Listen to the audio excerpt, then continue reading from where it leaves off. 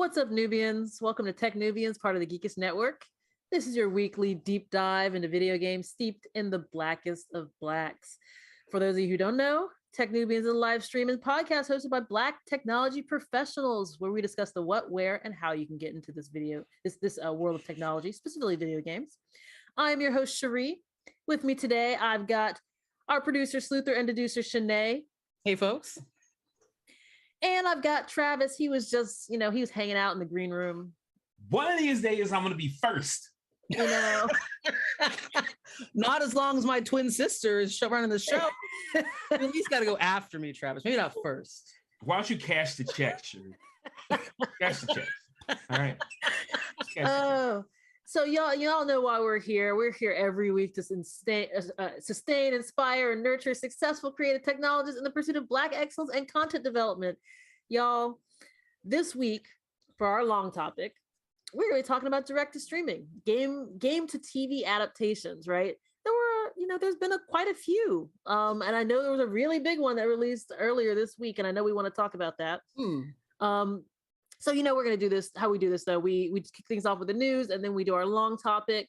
So let us start by talking some tech and gaming news with our news segment, techn00bians. All right. This week was GDC week. It was. It feels so, it's like, it seemed like it kind of went by, like, without a lot of fanfare, though. Like, I don't know. Like, that's how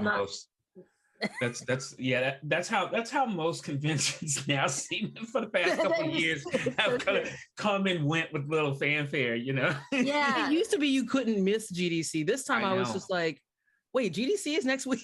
Yeah. I live like 25 minutes from where GDC is held. So it used to be unavoidable that you knew this bomb was coming to hit the city, and just thousands of game developers going to be there every year. Well, now the thing about GDC, and I don't know how you two feel about it, but it's always like this homecoming event, right? You get to reconnect with people that you used to work with, or just professional colleagues, right? And it's a good time to check in and say, hey, how you doing? Make that casual glance down to see if they're at the same place that they were last year, and and all this other kinds of stuff. But at the same time, there's a whole lot of hugging, there's a whole lot of drinking, there's a whole lot of shouting and all this other stuff that can spread COVID. Right? That part. All of COVID's favorite things. All of COVID's favorite things. And I say this because, and if you've never been to an industry convention, it doesn't have to be GDC, but any industry convention, we always talk about con crud, right? Which is when a whole bunch of us get together, we start actually getting sick. Somebody gets sick. Somebody always gets sick. Yeah.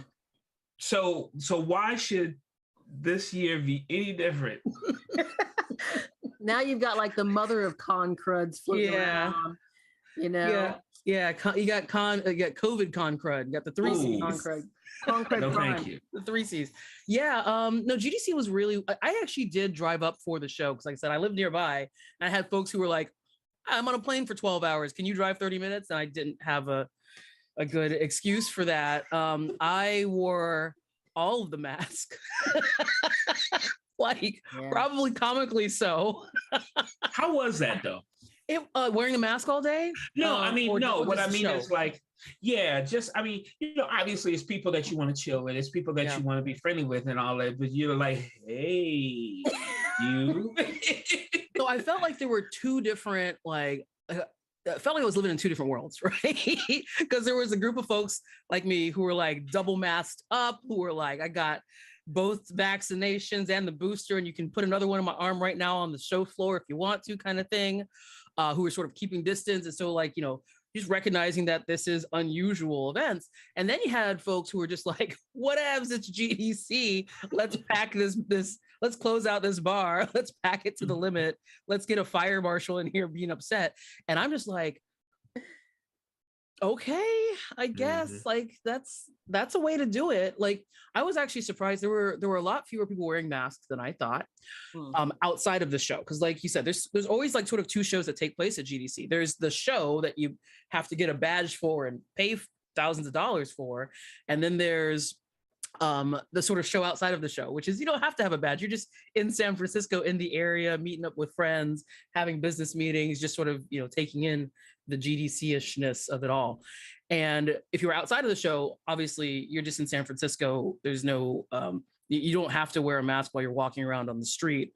If you were in the show, you had to wear a mask. They actually gave everyone these little blue wrist things after they verified your vaccination status. So in order to get into any of the areas where they were having talks, they would make you check your badge and your wrist thing. So in previous years, everyone always hold up their badge as they're walking through. They're like, yeah, I'm cool. Now you had to like hold up your arm and your badge as you're walking by.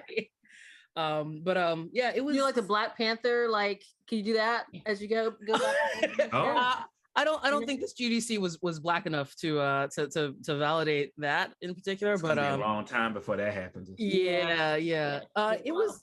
All I can say it was weird. It was like there were flashes of almost feeling like it was before, and then there was always the sort of reminders, like your brain would be like, wait a second, like don't get too comfortable, like for real, this is still a serious thing. So, and I got to wear a mask for 8 hours straight. And I got home and I realized, oh, I didn't drink anything today. I should probably hydrate.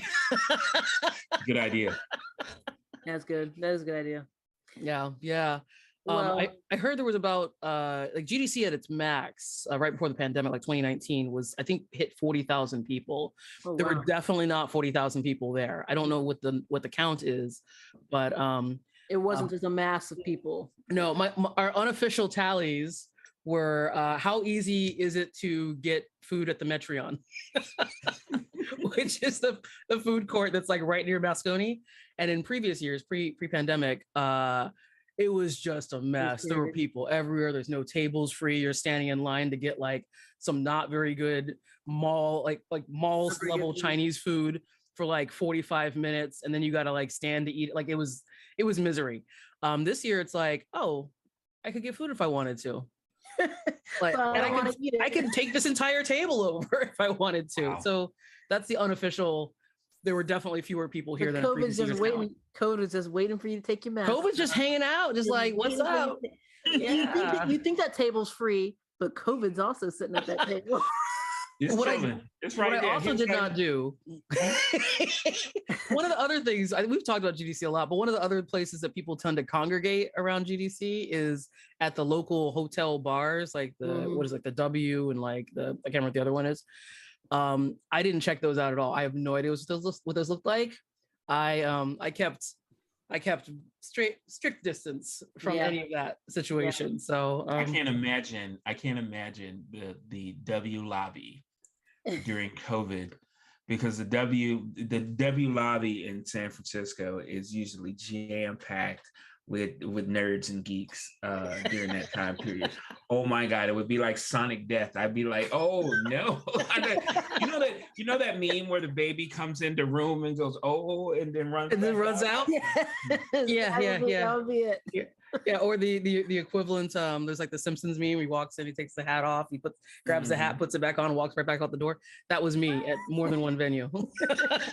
I thought you were going to mention the Simpsons meme where he's like just receding into the bushes. There's that too. That one also works. So while we're talking about like weird things that what happened at GDC, Shanae, you got a story for us. I do have a story. GDC related. So one thing that was interesting, we were looking, trying to see what kind of news came out of GDC this week. It didn't feel like there was a lot of news that came out, but there was one major thing that sort of like got my attention and probably got a lot of people's attention. Inscription won Game of the Year for the GDC Award. Spoiler alert, by the way, in case you didn't check it out. If you're not familiar with Inscription is an indie game that just blew everyone's minds. like so much fun to play. It's hard to describe. It starts off as like a adventure game / deck building card game, and then I don't want to spoil anything. It becomes something way more than that while you're playing it. And that game won Game of the Year. It actually swept every category that it was nominated in. And for Game of the Year, it had some decent competition. You know, it went up against Forza 5, Resident Evil Village, It Takes Two, which was the Game of the Year from the DICE Awards and from several other award shows, I think, and then Deathloop.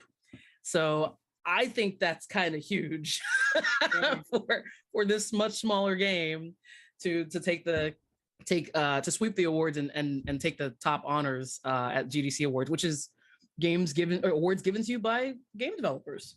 Yeah. Wasn't it Hades last year? I think Hades didn't win Game of the Year, but I can't remember for what. I know they won Game of the Year for at least one or two different. I don't remember if it was last year or if it was the year before. I think it was the year before. Oh yeah, it might have been the year before. I don't know. But yeah, recently, yes. Very recently, yes. But you're right. Yeah. The only reason why I bring it. Go ahead, Travis. Go ahead. The only reason why I was bringing it up is because it seems like, maybe as the voting audience gets to be more mature, they start awarding people not inside of the system, right? So you get all these professional game makers who are looking at these indie people who are rocking out, and they're like, you go without me, you go win all the awards, So it's interesting, I mean, it's I don't know, maybe sometimes we get it right. I think it's awesome. I think it's exciting. And just a fact check, Hades did win GDC Game of the Year last year. So yes, maybe this is it's 2 points in space now. So let's see what wins next year, or wins this year, I guess. Next year. Let's see what wins next year. To see if it's actually a pattern. Yeah. But it's really interesting because there's been some very, very tough competition. And like last year, I think Hades did, I don't remember if this is true or not. Someone will fact check me on this. But I think Hades actually won Game of the Year up against Ghost of Tsushima. And that's that's huge, right? Yeah. Previous years, I think games like Last of Us 2 won. Like there's always a sort of look to the types of games that tend to win these sorts of awards. Like we already have a sense, like, we're about to hit April here. I already know a few Game of the Years that are going to be on everybody's lists this time next year. Probably some Elden Ring, probably some Horizon Forbidden West. Like you can already I've already seen several video game sites that are already starting to cast like who's going to be the nominees, and we're not even halfway through the year yet.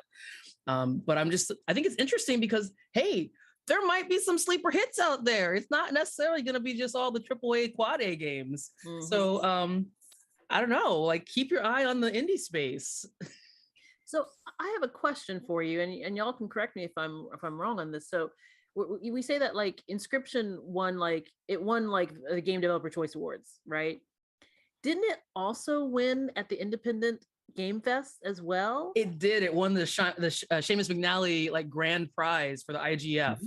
Mm-hmm. So like I said, they everything it was nominated for, it won like across the board. And for a game to win like the top indie award and the top like game developer, that's everyone go play Inscription. Like, what are you doing? Like, I don't.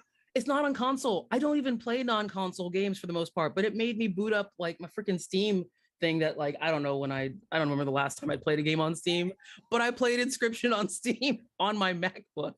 By the way, wow, it is worth your time, y'all. Wow, that's pretty legit. I guess I need to play Inscription. I guess I have to like dust off my Steam account, but it's got to be coming to some other consoles, right? It seems like it's a type of game that definitely could exist on other consoles. I mean, if it's winning Game of the Year, they've got to. I would think. I don't know. I can't prognosticate, but I hope it does. I'll replay it on those. Yeah. And by the way, it's also worth noting that all the other nominees are all fantastic games as well. Forza Horizon, Resident Evil Village, Deathloop, It Takes Two. My sister and I have been playing It Takes Two. Maybe not Resident Evil Village, but the rest of them. There's people who like it. There's things to love in it. It might not have been for me, but there's things to love in it as well. Check out all this list. Like there's been some really great games coming out even in the midst of this global extinction event. All right. Well, you know what? Let's talk about. I think Travis, you've got a story for us. Let's go on to our next story. Sony's going to unveil the PlayStation subscription service that, and I thought that was PlayStation Plus. Apparently, I'm confused. They codenamed it Spartacus, right? Which, I don't know if you put a lot of faith or, meaning in code names or whatnot, So I'm just wondering whether or not that has any significance. It'll be interesting once they announce to see whether or not there's any ties between, this functionality and the value and so on and so forth. But Spartacus wasn't it didn't work out well for everybody there. Just putting that out there. But, it's supposed to be the answer to the Xbox Game Pass, and they keep saying it's the Netflix of video games, which oddly is probably going to lead us into some other topic that we should talk about. But so it's interesting. I mean, I have both. I have a an Xbox One X and I have a PlayStation 5. I'll get it. I'm just wondering, like, what are you going to do with PlayStation Plus then? I mean,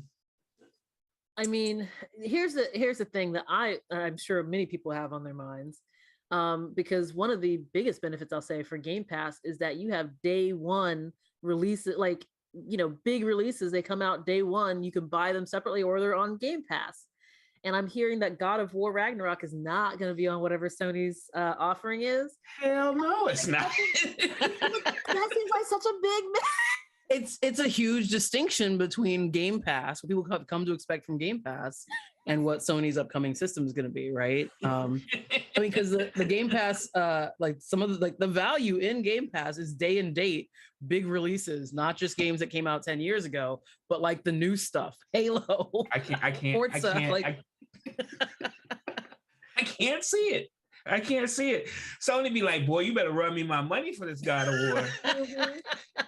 Yeah, Microsoft willing to take a loss because they know that they can be like, okay, well, we can increase like our base or the number of our gaming base. Sony's like, Do you know how long we worked on this? Think about that though for a second, right? Like, honestly, like Microsoft done went out with the biggest check possible, done got everybody, yep. Right? And they got Game Pass too, right? So is everything on Game Pass? Like, because they practically bought half of the Quad A gaming, developer, system ecosystem at this point. Like, basically, what are they buying going to Activision? sell? Yeah. Yeah. So what are they going to? It's going to be interesting to see how they delineate between like what are they going to sell and what are they going to offer on Game Pass. It is. I used to think like Game Pass is like the best thing since sliced bread, and now I'm low key worried. But you just get the benefit of both of those things, right? Because you got you got both systems, and you're gonna get whatever PlayStation releases. So but what I'm saying, Sheree, is like at some point, like Microsoft, because look, you gonna pay, right? At some point. Well, and another thing that's worth noting too, right? Like Microsoft is a huge player in this arena, not just because of their performance with the Xbox Series X, but because they make things besides games. Like games are not even their primary business. They have a market cap that is in the trillions. Like they have a lot more money to play with, and that means that they can make bigger bets and they can afford to lose those bets. They can afford to go bust on certain things, and that's not going to kick them out of the space. Like Sony's definitely got to be really smart with the way that they approach this stuff. I don't know if they'll give us an exact Game Pass like copy paste like thing, because that's like you said, that's a lot of dollars that they're trading out for it. Yeah. But let's see. I think any of this kind of stuff is going to probably be a net plus for people who like playing video games. Yeah. I just hope as a developer of video games that they don't make it too crazy. I have a prediction. Yes. And it is the most obvious one ever. You know what ain't gonna be on Game Pass? The new Call of Duty. I tell you that. Yes, not gonna happen. Well, that would be interesting, right? Because like I know when Microsoft bought Activision, everyone was upset. They're like, "Oh, Call of Duty is now going to become an exclusive." And they're like, "No, it's okay." But what if they just said it's not an exclusive, but it's free on Game Pass if you want to tell you something. Pass, or you can pay $60 or $70 for PlayStation. That is the platformers like version of like dancing in the end zone, as far as I'm concerned, right? I mean, because you can tell, like, you'll be like, oh, Merry Christmas, and Microsoft would be like, and you gotta reverse it. Slow Cabbage Patch. Yeah, it will be interesting. I really want to see what they wind up coming up with. I mean, personally, you asked what's going to happen to PlayStation Plus. Yeah. I'm not totally convinced yet that this is going to be a Game Pass killer more than a PlayStation Plus evolution, like maybe deeper discounts or something like that. Yeah. I mean, so it's like you don't get God of War for free; you get it for like 75% off, right? Yeah, like maybe it's a tier. Like maybe it's a tier on your Plus. I mean, that would make more sense. I mean, it just on a numbers level, just Sony just doesn't have as many studios now as Microsoft does. Nobody does. Nobody does. Oh my goodness. I've seen like a infographic going around that says, hey, here's the Microsoft family of game studios. And you're just like, it's very true. It's pretty ridiculous. It's pretty ridiculous. So, since we were talking earlier about COVID and other global extinction events, let's talk a little bit about what's going on with Reddit right now. Oh no! Good segue. So I tried. Thank you. So Reddit is reportedly looking at adding video features to their platform, and specifically TikTok-like video features, because everybody's doing this now. Everybody's doing TikTok now. Yeah, I mean that's the short form video content that right now is like, that's the hotness. Heck, we talked about last week how the Cannes Film Festival is partnering with TikTok.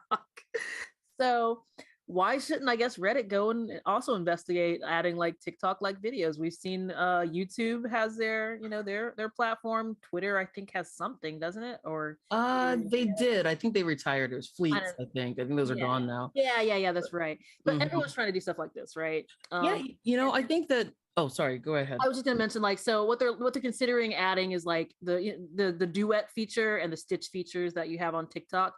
They're the best features. Yeah, basically, they're considering adding some features somehow, like within Reddit's platform for that. So that's interesting. I'm kind of curious what folks think on this for Reddit. Does this match? I didn't think that like crack was going to end civilization. For some strange reason, I didn't think that Oxy was going to bring down civilization, rock and roll, rap, any of that. This short form video, I think it's going to be the death of us all. That's going to be the death of us all. Specifically, short form video plus Reddit, I think, is that's the end of civilization right there. Basically, I mean, I think it's really interesting. I mean, we've had I think the pandemic honestly has had a lot of companies sort of like double down on these social media trends, that the ones that really pick up. Like Clubhouse was a very hot thing for a solid 9 months or something like that, and then the TikToks came in and everyone was like, I mean, are people still on Clubhouse? I don't even know if folks still on Clubhouse. Maybe, probably. I don't know. I haven't been on Clubhouse for like 6 months. But like, yeah, TikTok is like, we talked about it last week, right? Like they really did capture something. Like they took the Vine format, they expanded it, they added features that were actually really smart, because it wasn't just I'm talking at the world. It's like, no, I'm talking to specific people. Like it's a conversation taking place, and that's what social media is all about, is people like talking to each other. So like they basically resurrected Vine and the spirit of Vine lives in TikTok, and now everybody wants to be TikTok. We should have seen this coming. I mean, honestly, and if you work in games, for example, like the one thing that you realize is that people don't read. They don't read. Game players don't read. And here's a little secret for you. Why we don't have manuals anymore. Bakers don't read either, okay? Especially programmers, okay? Like you can describe in vivid detail what you want a programmer to do, and you'll be like, hey, did you read my spec? And they'll be like, no.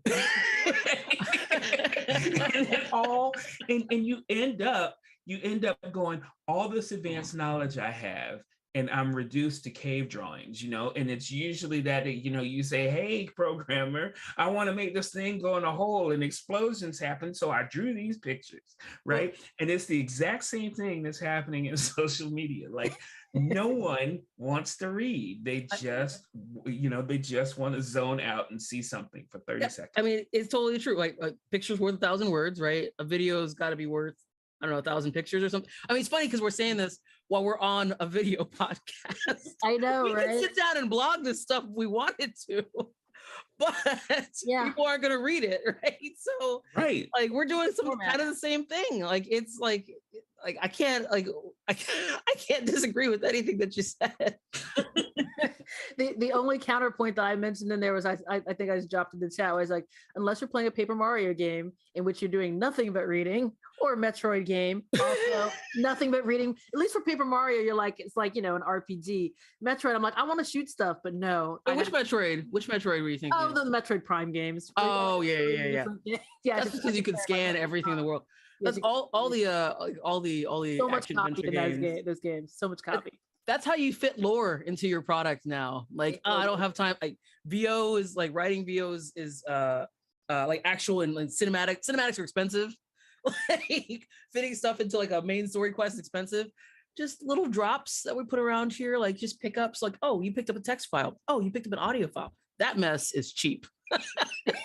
But I was just playing, Horizons, and it was this extended conversation that I had, and I was like, I know I need this information, but I really need you to be quiet because I'm trying to kill stuff, right? And it's so I get it. I get it. And it's, what are you gonna do? I used to absolutely be that type of gamer who like picked up everything, listened to every conversation, like read every bit of lore that they gave me. And now like I'm playing the original Horizon because I haven't finished the original one yet. So I want to play that before I play Forbidden West. And I'm in the middle of conversations. I'm just like, the VO is the writing's excellent. The VO is great. All this stuff, like everything's there, but I'm like, I'm struggling not to hit the X button, not because I don't want to know this stuff, or not because it's not well done or engaging, but because I want to forward back to like shooting robot dinosaurs with arrows. And I wish I just could get that information into my head somehow, like just download it so I knew the lore without having to like read it or hear it. Yeah. If that makes sense. I don't know if I want short form videos ruined us. Yeah, they played a gamer compulsion and stuff like that. They do a great job with it. Yeah. The last thing I'll just kind of mention before we go into our next story is, this is something also for us to kind of keep in mind, right? The whole moderation piece of this, because, and I'll just mention, like, TikTok was just recently sued by a couple of content moderators because all these platforms have to have content moderation to make sure that like the horrific stuff is kept off of the platform. And it really should be incumbent on these platforms also to take care of those people, because they're having to look at the worst stuff on the internet. And there was always like that impression of Reddit being like, sometimes, I mean, not all the time, but Reddit can be a cesspool. And now you're going to take TikTok and add that to Reddit. That might actually be the cause of the singularity, Travis. Yeah, please keep that in mind. I mean, goodness, like I can't imagine like, those folks are doing like a lot of like really,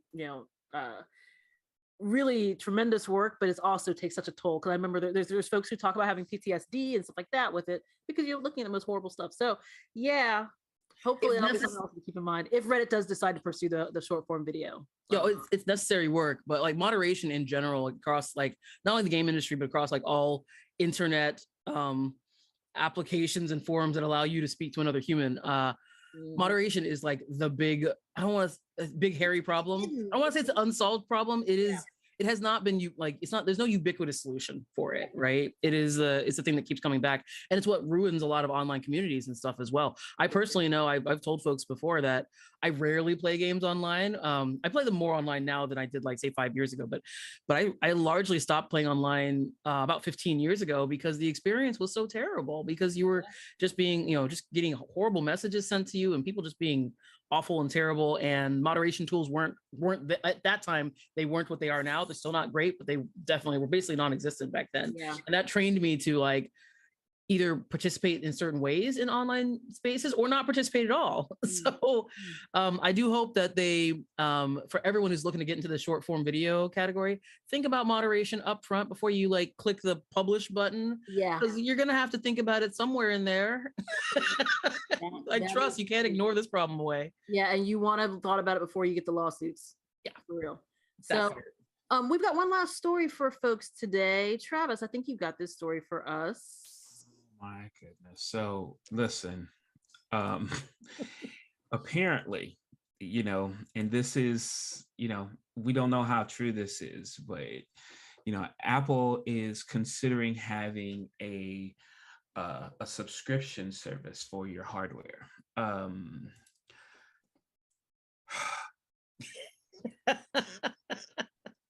Was that a sigh? Okay. Have you signed up for it already, Travis? Even though you don't know if it's a thing, but you've already signed up for it, haven't you? You just went down to like Tim Cook's house and just threw some money at his in his mailbox just in case. These phones cost as much as cars anyway, so why shouldn't I have to lease a phone? Why shouldn't I? Well, to be clear, I am leasing my phone. Actually, yeah. Yeah, it's a new type of lease. Yeah, wow. There's a part of me that's like, well, why not? And then there's a part of me that goes, have we gotten this bad, Travis? Have we like where you have to have a tech injection every year, otherwise you're gonna suffer like some debilitating. It's probably true. Okay. I mean, I've heard it reported on several outlets now. I think I don't know exactly how it's going to differ from like the different, from some of the other outlets, but if you think about it though, right? I mean, look, that's the new thing now, is tithing your wealth, right? It's just because, have you noticed this? Like all the things now are being, are subscriptions, right? Yeah. Your streaming service is a subscription. Yep. Your internet, your ISP is a subscription, right? I mean, yep. I even have subscriptions to like toiletries, right? You get to like on Amazon, because okay, you go through these many paper towels, you go through this much deodorant, you go through, once upon a time I remember getting the hookup on Microsoft Office, and I was like, yeah, now it's like a subscription. You mean Office 365? Yeah. Right. So everything is, so it's funny. Like I have no idea. I really need to check how much money I'm spending every month on just redistributing like, my subscriptions. And so because I always seem to get an iPhone every year, or I had almost cut it down to every other year. Okay. But I'm still paying this monthly fee all the time. Mm-hmm. As you were talking about it, Travis, other subscriptions like food boxes, right? Yep. You get like the meal services subscription. I got a subscription for DoorDash stuff, right? During the pandemic, because thank God for things like that. But one of the things that came to mind, I was starting to say like, oh, they're gonna make you have to like get a subscription for your house. I basically already have a subscription for my house. It's called my mortgage. I'm waiting for them to rebrand it to like Chase subscription, Chase house subscription. Universe, the Chase universe. Let us know when you'd like to cancel, and we'll gladly repossess that. Right? Yeah. But yeah, I mean, I think you hit the nail on the head. Like it is. Like these phones, like your app, like this is not the newest iPhone, but the iPhones have if you just want to buy an iPhone, this is the newest iPhone. Oh, aren't you guys fancy? But if you just want to buy it like outright, I remember when they're now over $1,000 just the device itself, right? With no contracts, no subscription services, that kind of thing. That's expensive. That a lot of people cannot afford that. That is certainly not on a yearly basis, but at all. So, but smartphones at the same time are kind of necessary in like our daily life. So in some ways it does empower people to be able to like have access to those technologies that would otherwise be out of reach financially. But it also is like, it puts, sort of shackles people to these systems and these companies and stuff to say like, okay, well, now you've signed away a contract, so you're going to be paying us $35 a month for the rest of your life. Forever. Until we raise the price. Can I mention, by the way, I've seen so many stories. Like, I just got the iPhone, the SE, so this is the new SE. Fancy product, Red. We see that. Yeah, I know. Matches your shirt. I know. So, but it has annoyed me so many times because I always see this phone referred to as the budget phone, and I'm like, this phone costs $600. Why is it the budget phone? I mean, it doesn't cost $1,200. That's where we are now. I know, that's where we are now. It's like a budget phone costs $600. Yeah, absolutely. Oh, wow. It's crazy. But it is also just amazing to be old for a second. It is just amazing, like what these phones can accomplish and what they have in them and stuff like that too. Like it is amazing technology. And I know in our youth, I would not have expected to be able to have this this nifty little device that I can just carry with me anywhere. It has like the whole of human technology, goodness and evil. Yeah, goodness and evil. I saw, speaking of TikToks, I saw a TikTok the other day where someone held up a picture of a advertise, like a newspaper insert, like advertisements like that, from like 1992 Radio Shack, and they said everything that appears in this advertisement is now in your iPhone. And that was kind of amazing because you're like, wow, that's legit. It's got GPS, it's got calling features, it's got texting features, it's got so much technology that's been shrunk down. Like I know when Travis first got into like technology, like computers were the size of houses and stuff, but now they're really small and they fit in the palm of your hand and stuff too. So it's amazing technology. It is necessary basically for day-to-day life. It is really expensive, and unless you get the budget version, unless you get the budget one, then it's kind of expensive. I mean, let's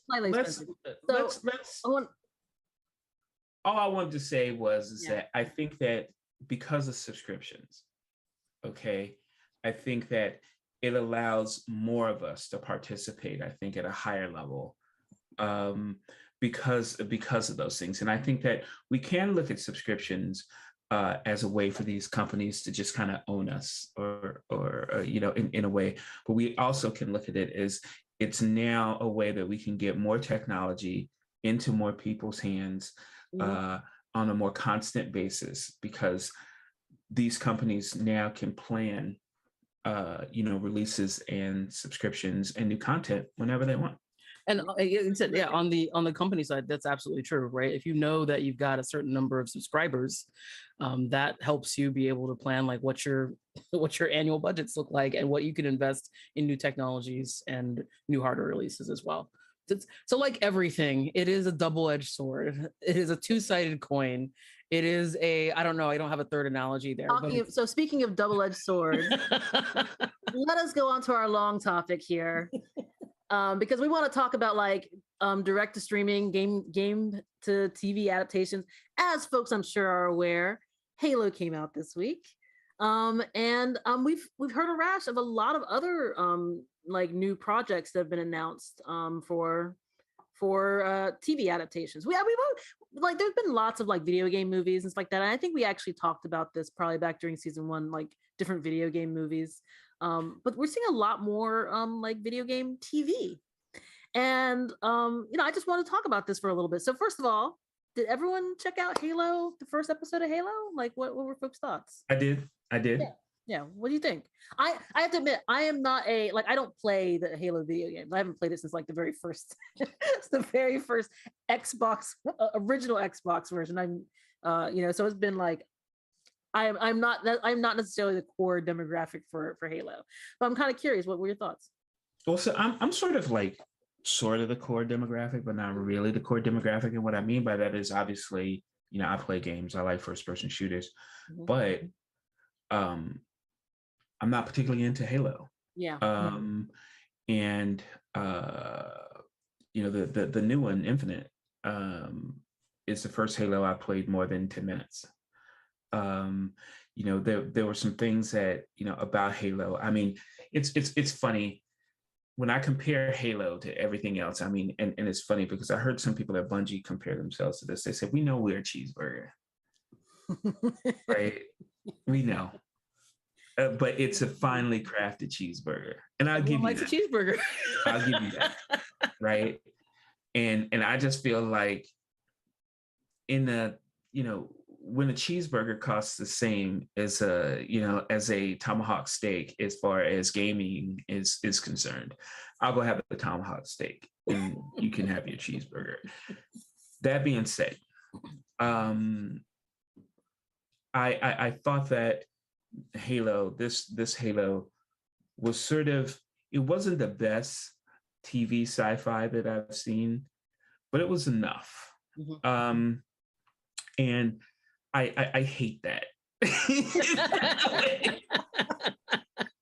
Right? I do. And I do because I feel like, the difference between those, those two things is usually just the tweaking, or usually just spending a little bit more time on effects or acting or something. You're just missing like that last 15% that takes it from, this is a video game show, to like, hey, this is really cool. Yeah. What my thing is that they should have focused on?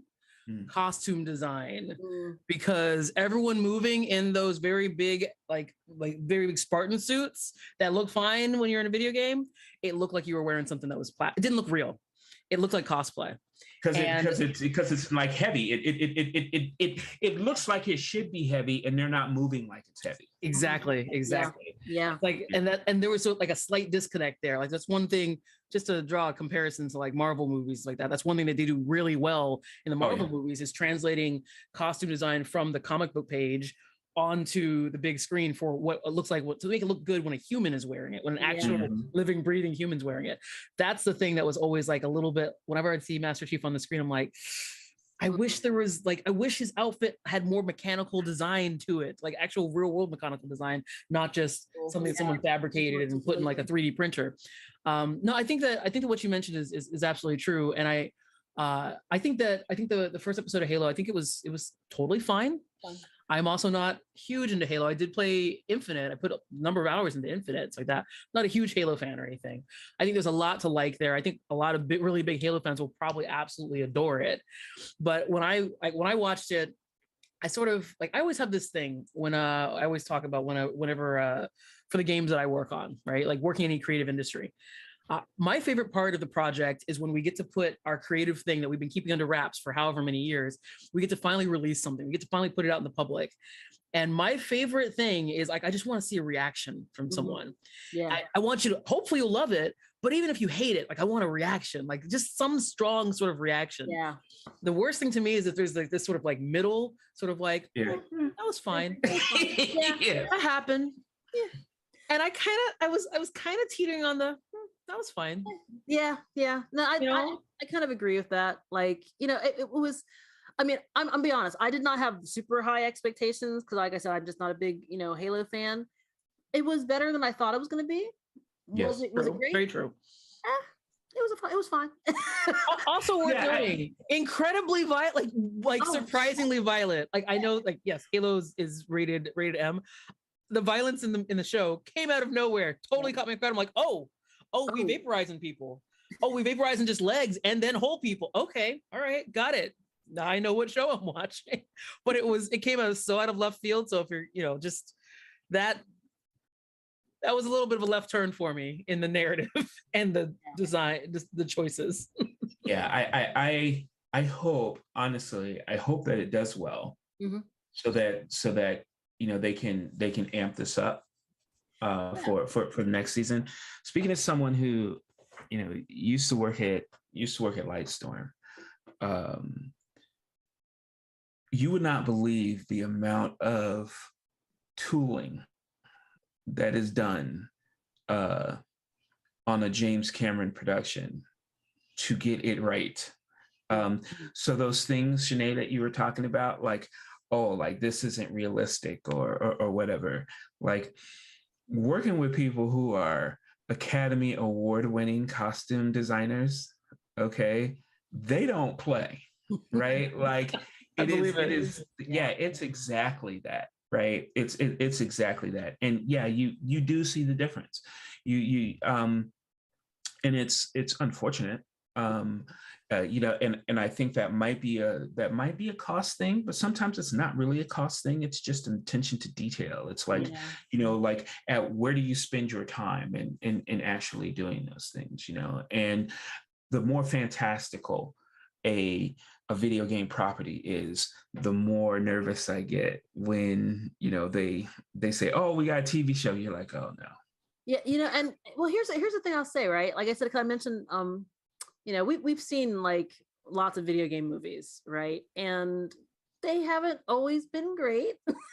I'll just say, but I think we actually have seen a lot of, like, a few really great, like, well, a few. I can think of one actually really great, like, video game TV adaptation, which I felt was great, was Witcher. I felt like Witcher was one of the things I thought was great about it was, like, you could watch it and have no idea it was attached to a video game. Yeah. I don't know if I felt that for Halo yet, especially because they decided to go into that first person mode. And I'm like, do I all really need to do that? I get it. We get it. It's first person, stuff like that. But like Witcher, like, I haven't played the games for Witcher either.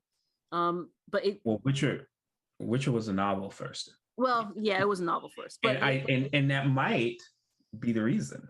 Right? I mean, it might be, I think a lot of times when people start to, take an intellectual property and make that move into another media, I think that for some reason, like, video games carries this stink with it, like, that's so unnecessary. Right. And I don't think we've gotten out of that mode yet. Like, right. Like comic books, I think, have gotten out of that mode. Novels have gotten out of that mode where you feel like you need to carry the tropes of one to the other. And you don't necessarily have to do that. And I don't know why people, like, stop with the first person views. Like, stop it. It drives me crazy. Stop it. It drives me crazy. There's no reason for it. Right. There's no reason. Just stop it. Right? I would have accepted them doing it once, but they did it multiple times in combat, in just like narrative exposition. I'm like, there's no stylistic reason there's no directorial reason for this right now. Other than just to remind you that's based on a video game that's a first person shooter. Yes. That's solely go ahead. No, go ahead. But going back to The Witcher for a second, like, I think The Witcher is an excellent example of it. It like I said, there was a book series, but I feel like the TV show is focused more, like, pulls more from the video game from like the tone perspective than it does from the books.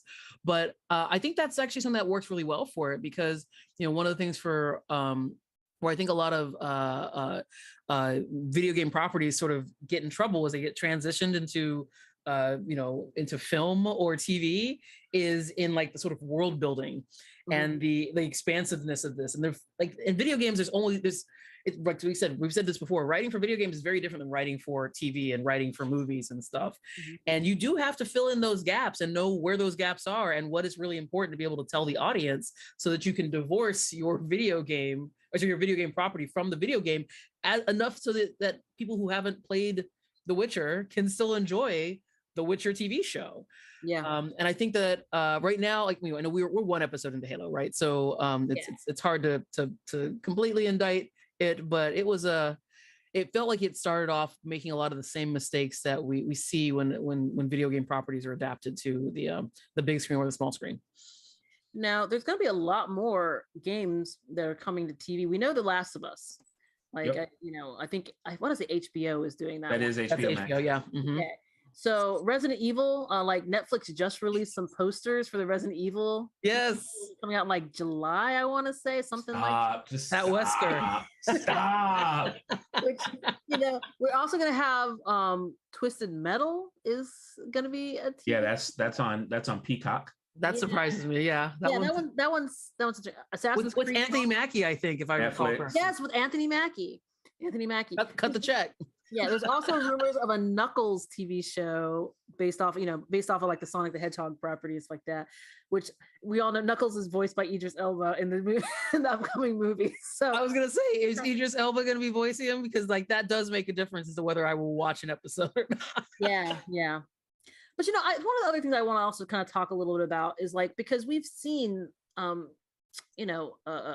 we've seen like a lot, I guess, like a lot more of these like video games that are being adapted to TV properties, movie properties, and stuff like that. Sometimes they're or we're seeing a lot more, I guess, that are also kind of like loose adaptations, I'll say, where it's more like the more important thing was actually getting the license of like that property of but like not necessarily being true to the actual like exactly.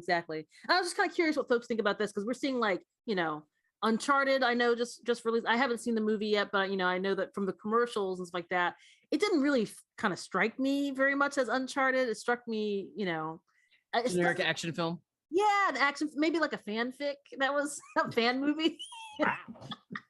Sorry, Tom Holland. I loved you in Spider-Man. I loved you in Spider-Man. Yeah, I think that's it's totally a thing, right? Like, one of the hardest things to do in the creative space, like making new IP, is expensive.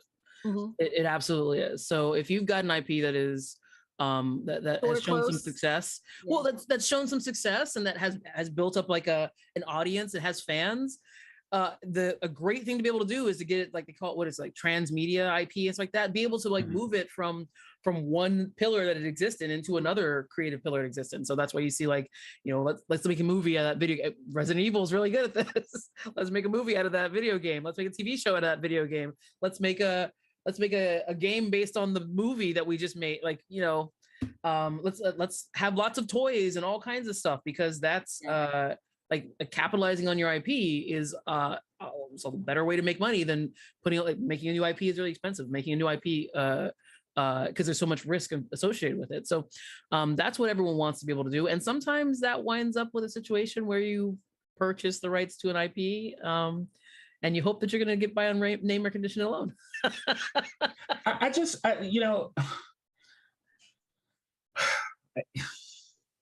What is it, Travis? I just want them to do right by a lot of these things, because these games have made a significant amount of money, enough so that people think, hey, this brand extension is a good idea, right? And just treat it correctly. I remember actually being at Warner Brothers and having and I was in a meeting with Jim Lee, and Hulk had just come out, and he was mad because he was like, Ang Lee, what are you doing with these comic book panels in your movie? Yeah. Like comics and the panels are a mechanism for comics. They're not a mechanism for movies. Don't use them that way. It cheapens you. And, and that's what I think every time I see that first person camera. But so when I look at, I was just looking like, what am I looking forward to? Right now, Netflix seems to have Ubisoft in pocket, because they're talking about Assassin's Creed and Splinter Cell. Mm-hmm. Right now, I think Splinter Cell would be great as a series, because you're a military assassin. That's a cool idea. Mm-hmm. Obviously, The Last of Us, I think cinematically lends itself well. I know that Amazon I think has optioned Fallout and Mass Effect. Mm-hmm. So could be great. I think we are living in this golden age of geekdom or nerddom. Oh yes. And the spoils go to the people who do it correctly, right? I mean, think of how bad Game of Thrones would have been on a budget. Yeah. That's the thing I was going to add too. Like, I think you're absolutely right. Regardless of what we feel about, like, some of these individual examples of the transition from games to TV. I feel like the floor has risen. Oh, yeah. Like it used to be, if like 10 years ago, we heard they were making, a similar property, a Halo TV show. And like, okay, well, like on equivalent of CBS, really? Not sure. I guess I'll tune in. Well, easy. Watch out. Yeah, right. Yeah, back in the day, our examples were like the Super Mario Brothers movie. Yeah, like things that just go. Or my favorite one, because people often forget about this, the Double Dragon movie. Oh yeah. Whoever saw that mess? The Street Fighter movie. Yeah. Street Fighter is a classic, though. You know, you got Come on, Raul Julia, what are you doing? And you had the Street Fighter, you had Street Fighter the movie, and then you had Street Fighter the movie, the game. Don't. But like you said, like those sort of turned into like cult classics because they were just intensely bad. And every time we saw a new video game property that was going to be translated to the bigger small screen, we knew it was going to be bad. And that's not the case anymore. Yeah. Now it's like, oh, like this Halo TV show, like I'll probably give it a few episodes, even though I wasn't like blown away by the first episode, but I can see they put a budget into it. I can see they put some effort into this. Like they're trying, like they did put some, they've got some writing chops there. So like, I'll give it a few episodes and see how I feel about it. That's true for all of these shows that are coming out. Like there's something that is worth our time now. Whereas before it's like, that's like hard pass. And it elevates your game, right? If you do it correctly, right? And a perfect example of this, okay, is a property I cannot stand in comics, Moon Knight, right? And despite my best efforts, okay, every clip I see of Moon Knight seems to be dope. It looks dope. And so I just did not like the source material at all. And they said, hang on, wait till we put the secret sauce in there, right? And so that's what I want to feel. That's what I want to feel like, like you've taken my favorite video game and you have said, look, we're going to take it and elevate it, because there are things that you can do. There are devices. There are different things that different media allow you to do, right? And we're going to do those things. Don't do the things that we do in games because that's our lane, right? And you're not, and newsflash, you're not going to do them better. Yep. Okay. And you don't need them for the storytelling. You don't need them. Okay. What you do need to do is you need to lean into the 100 plus years of filmmaking that you have access to, and take our medium or take our intellectual properties, okay, and make them better. Yes. Agreed. I don't think anyone could have said it better. So I'm going to close out on that note there, Travis. Thank you. And everyone, thank you for it. I know Travis is like, I told you, don't give him too many props there. Travis, you haven't gotten to go first yet, but you got to go last, right? You got to go last. Well, thank you all for this great discussion here. I know there's going to be a lot more, like when these other TV shows start coming out. We'll definitely keep talking about this just to kind of see like what kind of quality we're getting. But right now I want to give a shout out to Digital Click for all the creative they provide for us for each and every show. If you want to learn more about techn00bians, then hit up our website. That's techn00bians.com, techn00bians.com. Please follow us on all our socials. And if you like our vibe, and we know you do, and want to learn more about game development and everything geek, please like and subscribe to our channel on YouTube. You can also find us on Spotify, Apple Podcasts, and like us and share us from, wherever you're listening. By the way, all of season 1 and season 2 episodes are now streaming. So please find our episodes and share them. Also follow the Geekish Network on all major platforms. And if you're interested in seeing what else geek we're talking about, come check us out on the Geekish Network on Monday. We're going to have Pod Squadron at 6:30 p.m. Pacific, and that's going to be followed by Geek Beast at 7:30 p.m. Pacific. That's it for now, everybody. Thank you so much for listening. Thank you so much for watching, and we will see you all next time.